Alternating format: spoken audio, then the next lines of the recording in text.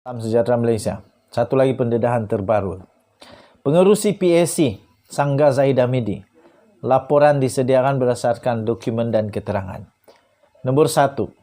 Saya membaca ulasan daripada Datuk Seri Zahidah Midi mengenai laporan PAC berhubung perolehan LCS yang menyeru agar PAC seharusnya lebih sensitif dalam mengendalikan keseluruhan projek siasatan, khususnya isu keselamatan negara kerana ia masih di peringkat siasatan. Nombor 2. Saya tidak pasti apa yang dimaksudkan beliau yang didapati tidak sensitif apabila PAC yang bipartisan sekadar melaksanakan tanggungjawab yang diamanahkan oleh rakyat, oleh Dewan Rakyat kepada jawatan kuasa ini dalam memastikan perjalanan perbelanjaan wang rakyat adalah terpelihara. Nombor 3. Tanggungjawab PAC. PAC mempunyai tugas dan tanggungjawab seperti yang diperuntukkan di bawah peruntukan mesyuarat PM 77/1 Peraturan Majlis Mesyuarat Dewan Rakyat PPMMDR untuk memeriksa segala kira-kira kerajaan Malaysia termasuk apa-apa perkara lain yang difikirkan oleh jawatan kuasa ini patut diperiksa. Nombor 4. Semua saksi yang hadir di hadapan PAC mengetahui bahawa segala maklumat yang dinyatakan dalam prosiding PAC akan direkodkan dalam rakaman percakapan bertulis atau dikenali sebagai Hansard. Selalunya pembentangan saksi akan dikendalikan melalui slide pembentangan yang disediakan oleh saksi sendiri. Nombor 5. Laporan PAC akan disediakan berdasarkan segala keterangan yang diberikan semasa prosiding PAC, iaitu segala akan terkandung dalam Hansard dan slide pembentangan saksi-saksi. Nombor 6. Datuk Seri Ahmad Zahidah Midi selaku mantan Menteri Pertahanan telah hadir di hadapan PAC pada 25 Oktober 2021 bersama Datuk Seri Muiz Abdul Aziz, Ketua Setiausaha Kementerian Pertahanan. Nombor 7. Hansard Datuk Seri Ahmad Zahidah Midi diserahkan kepada beliau melalui pos berdaftar 4 Januari 2022 berdasarkan PM 83/10 PPMMDR dan beliau diberikan tempoh masa 7 hari untuk membuat sebarang pembetulan pada kenyataan yang diberikan. Untuk rekod, Datuk Seri Ahmad Zahidah Midi tidak membuat sebarang pindaan, pembetulan atau pemotongan terhadap mana-mana maklumat yang diberikan dalam prosiding yang beliau hadiri.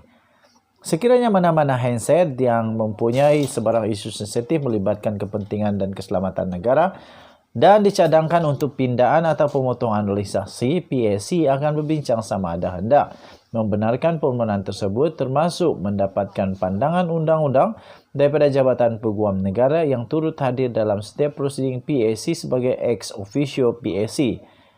Dalam prosiding kapal LCS tidak ada mana-mana saksi yang mengemukakan permohonan sebegini. Nombor 10. Contoh terbaik bagaimana PAC mengendalikan isu sensitif yang menyentuh soal kepentingan negara adalah prosiding PAC berkaitan perolehan vaksin COVID-19 dan penggunaannya terhadap rakyat Malaysia.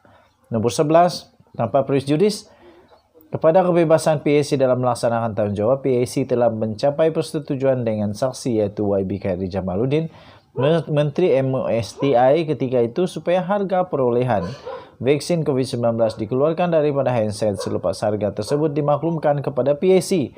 Malah slide pembentangan yang mengandungi maklumat harga vaksin COVID-19 juga dikeluarkan daripada laporan PAC. Okey, so panjang lagi, ada semua 17 semuanya. So saya hanya baca itu separuh saja. Kamu boleh baca ini lengkap di syahbudin.com.net. syahbudin.com.net 9 Ogos 2022. Tajuk dia pengerusi PAC Sangga Zahidah Midi. Laporan disediakan berdasarkan dokumen dan keterangan. Okey, so yang saya baca sebentar tadi itu telah disediakan, ditulis sendiri oleh pengerusi PAC Wong Kawo 9 Ogos 2022. Denyut nadi suara rakyat bergema di channel ini. Kita jumpa lagi. Selamat malam. Bye-bye. Salam sejahtera Malaysia. Satu lagi pendedahan terbaru. Pengerusi PAC Sangga Zahidah Midi. Laporan disediakan berdasarkan dokumen dan keterangan. Nombor 1. Saya membaca ulasan daripada Datuk Seri Zahidah Midi mengenai laporan PAC berhubung perolehan LCS yang menyeru agar PAC seharusnya lebih sensitif dalam mengendalikan keseluruhan projek siasatan, khususnya isu keselamatan negara kerana ia masih di peringkat siasatan. Nombor 2. Saya tidak pasti apa yang dimaksudkan beliau yang didapati tidak sensitif apabila PAC yang bipartisan sekadar melaksanakan tanggungjawab yang diamanahkan oleh rakyat, oleh Dewan Rakyat kepada jawatan kuasa ini dalam memastikan perjalanan perbelanjaan wang rakyat adalah terpelihara. Nombor 3, tanggungjawab PAC. PAC mempunyai tugas dan tanggungjawab seperti yang diperuntukkan di bawah peruntukan mesyuarat PM 77/1 Peraturan Majlis Mesyuarat Dewan Rakyat PPMMDR untuk memeriksa segala kira-kira kerajaan Malaysia termasuk apa-apa perkara lain yang difikirkan oleh jawatan kuasa ini patut diperiksa. Nombor 4. Semua saksi yang hadir di hadapan PAC mengetahui bahawa segala maklumat yang dinyatakan dalam prosiding PAC akan direkodkan dalam rakaman percakapan bertulis atau dikenali sebagai Hansard. Selalunya pembentangan saksi akan dikendalikan melalui slide pembentangan yang disediakan oleh saksi sendiri. Nombor 5. Laporan PAC akan disediakan berdasarkan segala keterangan yang diberikan semasa prosiding PAC, iaitu segala akan terkandung dalam Hansard dan slide pembentangan saksi-saksi. Nombor 6. Datuk Seri Ahmad Zahid Hamidi selaku mantan Menteri Pertahanan telah hadir di hadapan PAC pada 25 Oktober 2021 bersama Datuk Seri Muiz Abdul Aziz, Ketua Setiausaha Kementerian Pertahanan. Nombor 7.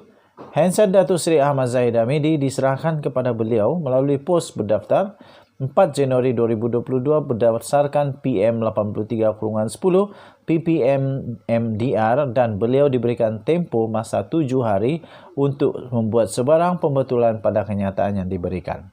Untuk rekod, Datuk Seri Ahmad Zahid Hamidi tidak membuat sebarang pindaan, pembetulan atau pemotongan terhadap mana-mana maklumat yang diberikan dalam prosiding yang beliau hadiri.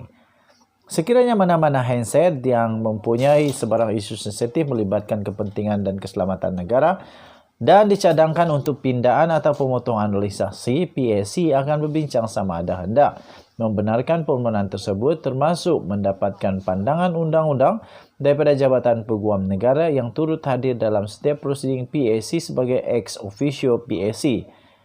Dalam prosiding kapal LCS tidak ada mana-mana saksi yang mengemukakan permohonan sebegini. Nombor 10, contoh terbaik bagaimana PAC mengendalikan isu sensitif yang menyentuh soal kepentingan negara adalah prosiding PAC berkaitan perolehan vaksin COVID-19 dan penggunaannya terhadap rakyat Malaysia.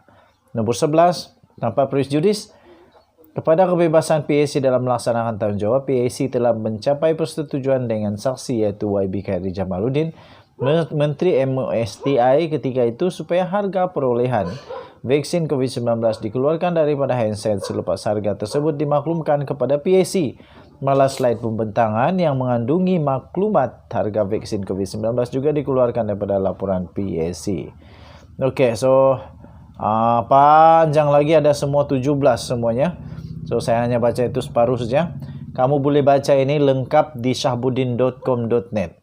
syahbuddin.com.net 9 Ogos 2022. Tajuk dia pengerusi PAC Sangga Zahid Hamidi. Laporan disediakan berdasarkan dokumen dan keterangan. Okey, so yang saya baca sebentar tadi itu telah disediakan ditulis sendiri oleh pengerusi PAC Wong Kawo 9 Ogos 2022. Dan tadi Suara Rakyat bergema di channel ini. Kita jumpa lagi. Selamat malam. Bye-bye.